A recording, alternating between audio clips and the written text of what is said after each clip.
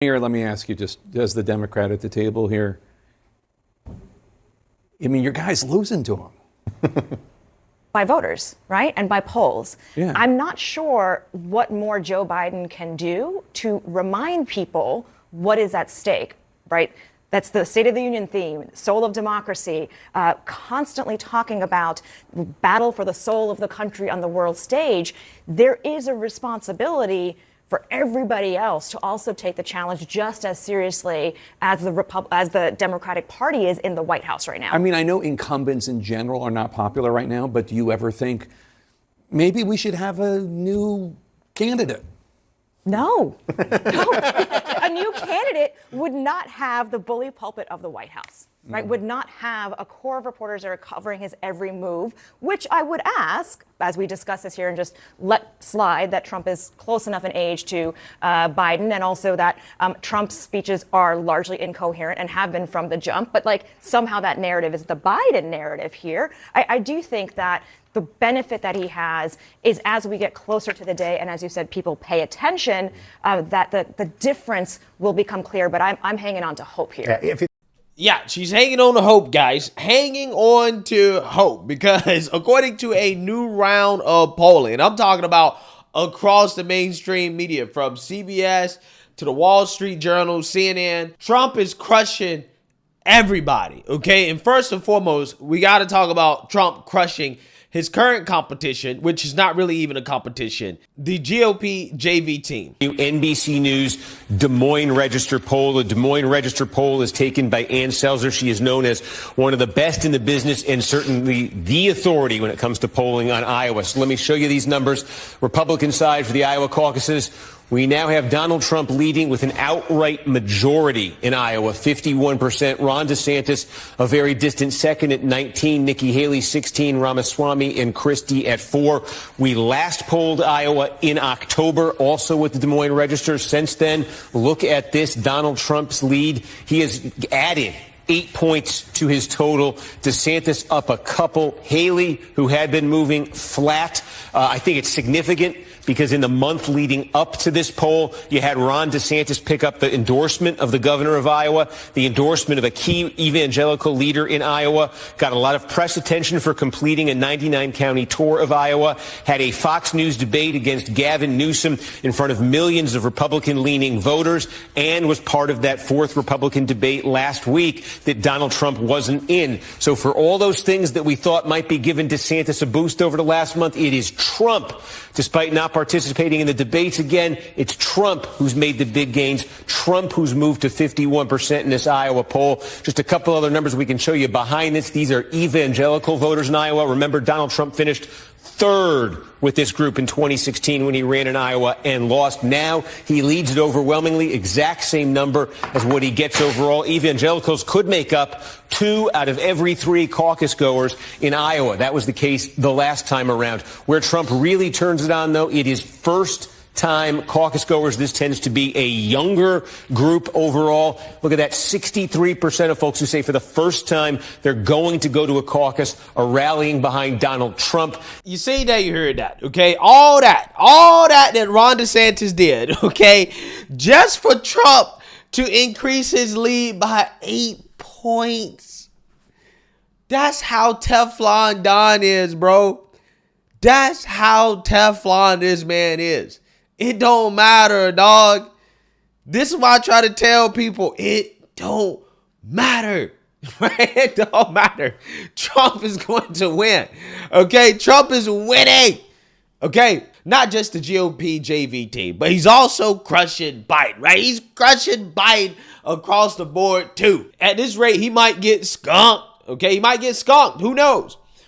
Because Biden is even losing in key swing states. And this is very important, especially for Democrats. In these 2 critical battleground states, Georgia and Michigan, in our new poll conducted by SSRS, Donald Trump has a lead in both. He's currently winning both states. Now, as you noted, Joe Biden won them in 2020. They were 2 of 5 states he flipped from red to blue. And that is how he got to the White House. 49% to 44% in Georgia. Trump advantage there. An even larger advantage in Michigan, 50% for Trump, 40% for Biden. And I just want to show you in Michigan specifically, Dana, look what happens when you add in these independent third-party kind of candidates.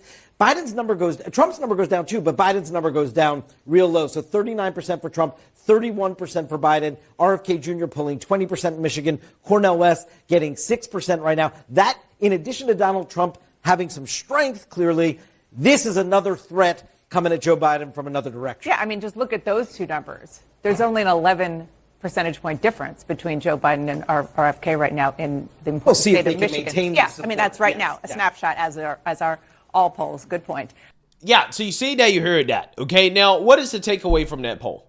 The main takeaway is that even with RFK Jr. in some of these races, he takes away more from Joe Biden than he does from Trump, which is something that people said would not happen when RFK first entered the race. The mainstream liberal media tried to frame it as if, oh, RFK was going to take away support from Trump. And I said, no, I just don't see that happening. And the reason why is because unlike Biden, Trump actually has a hardcore base. People who are going to vote for him no matter what, right?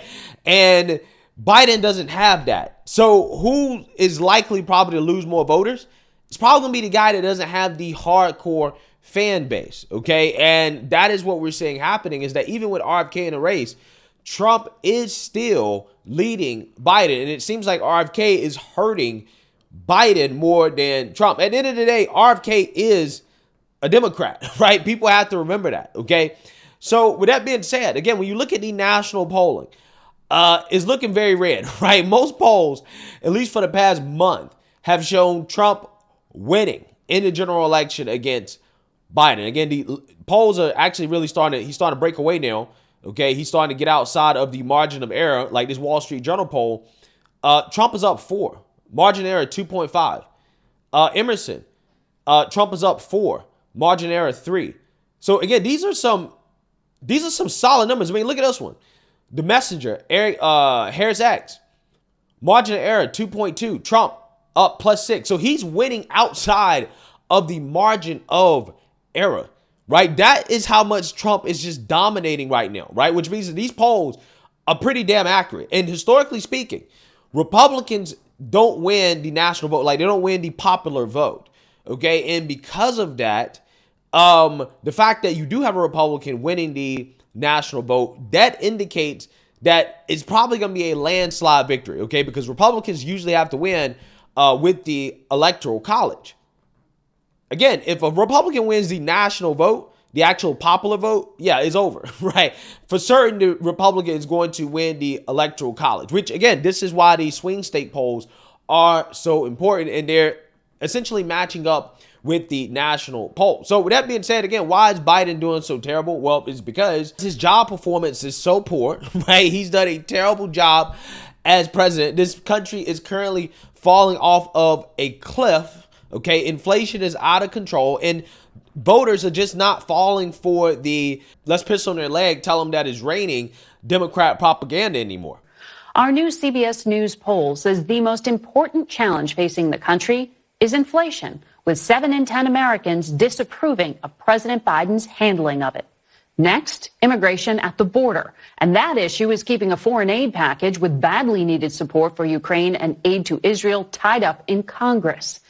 The state of democracy is the third biggest problem in the eyes of Americans. And rounding out the top 4, gun violence. Another problem for which there seems to be little solution or political appetite for legislation that might help fix it. Yeah, so you see now, you heard that. Again, across the board on the issues and the polls, Biden is just getting destroyed, okay? Nothing is going well for him. So what are Democrats going to do? What do they plan on doing? I think it's important for us to understand exactly what they plan on doing to try to save Biden. Well, they're going to basically pull the abortion card. Take us inside Biden world. How concerning is this? And I know within this context, you've got new reporting on how they might use the issue of abortion, which we've obviously been talking about here in 2024. The first reaction is that bad poll numbers are something that is somewhat baked in the minds of people who are close to the president. They've seen it before. And then they turn quickly and look at recent elections and say, when voters are asked to not just respond to a survey, but to cast a ballot, they have done so in ways that match up with some of the president's priorities. We saw it in November in Virginia with the state legislature. We saw it in Ohio with respect to abortion.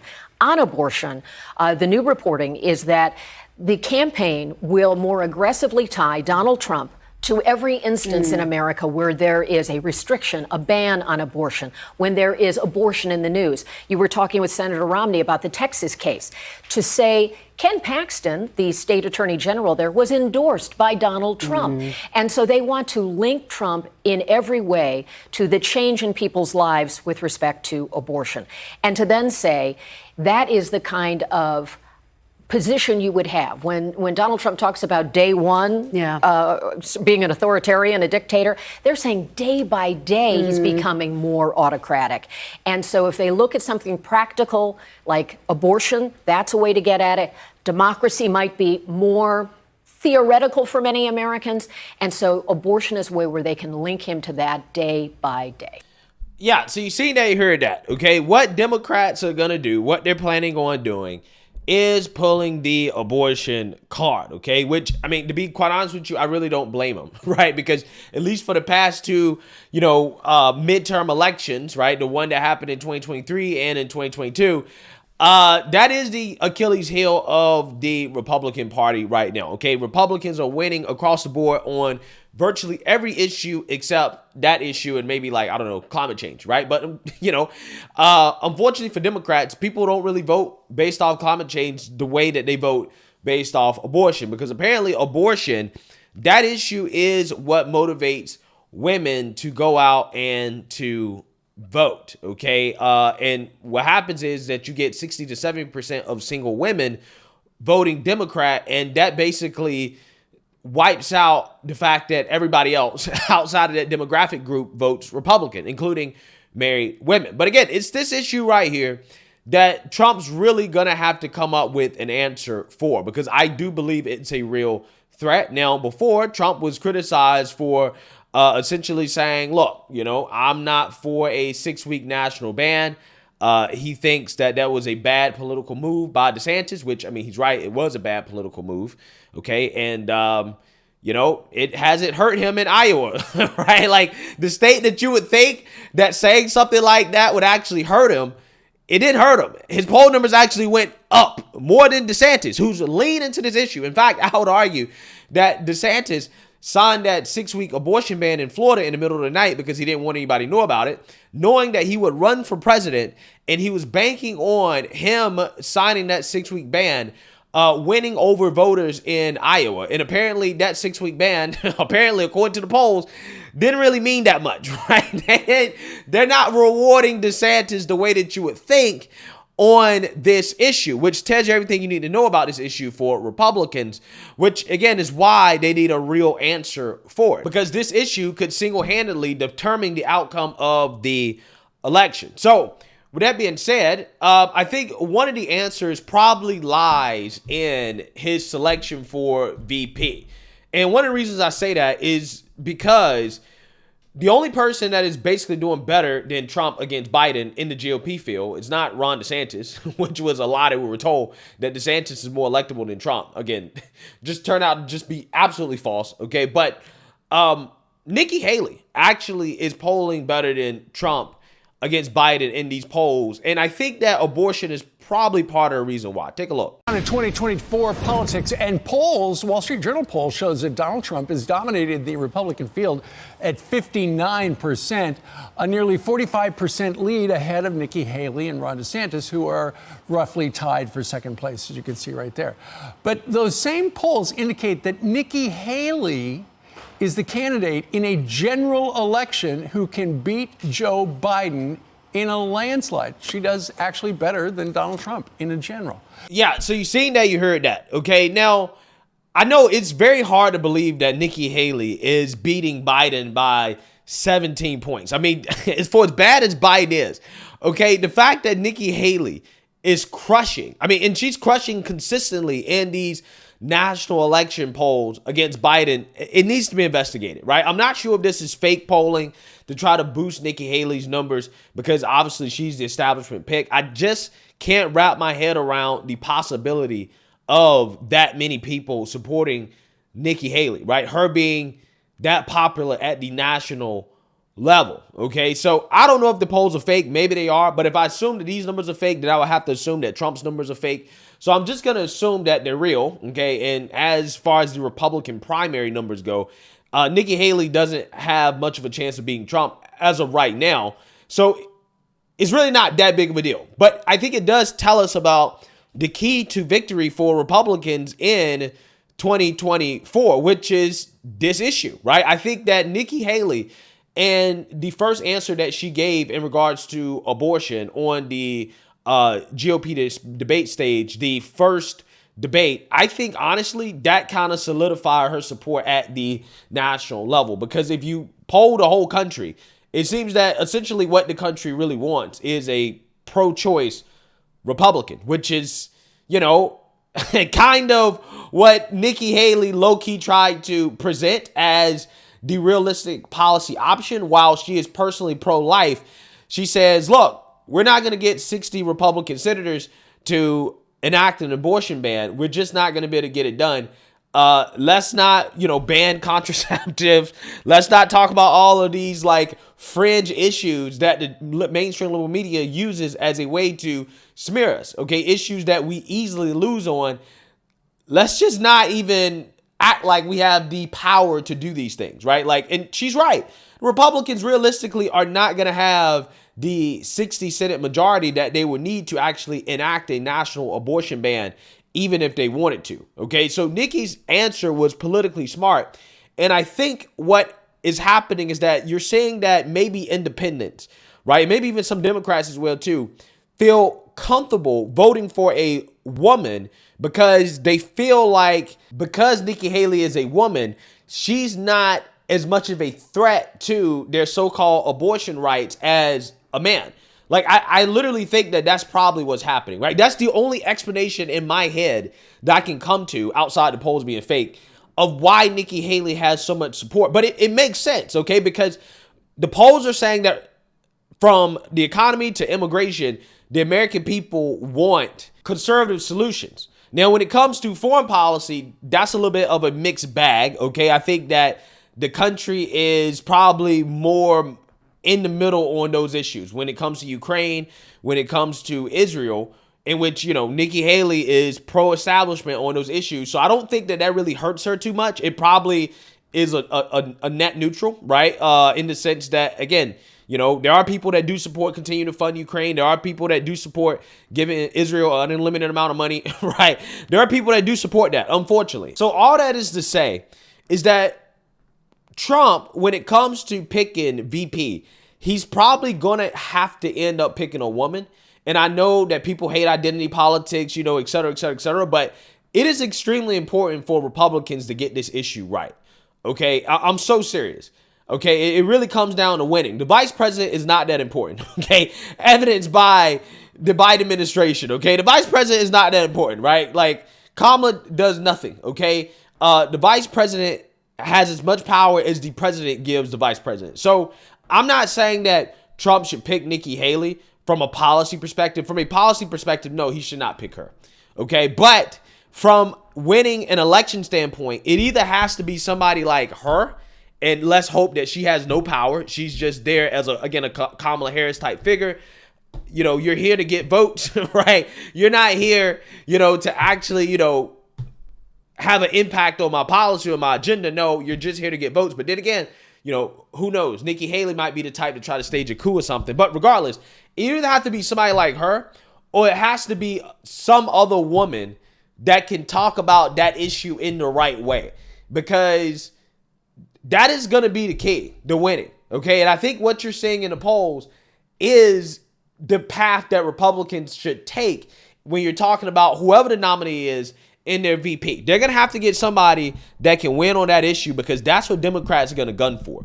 And we've seen in the past that it works, right? It's an unfortunate reality that this is a game that has to be played. But I think that, for all the talk about who Trump's VP is going to be, I'm just telling folks, don't be surprised, because I think Trump is a smart man, okay? And Trump is actually more politically savvy than a vast majority of Republicans. Don't be surprised if Trump ends up picking a woman. And the reason why is because Trump's going to want to win on this issue.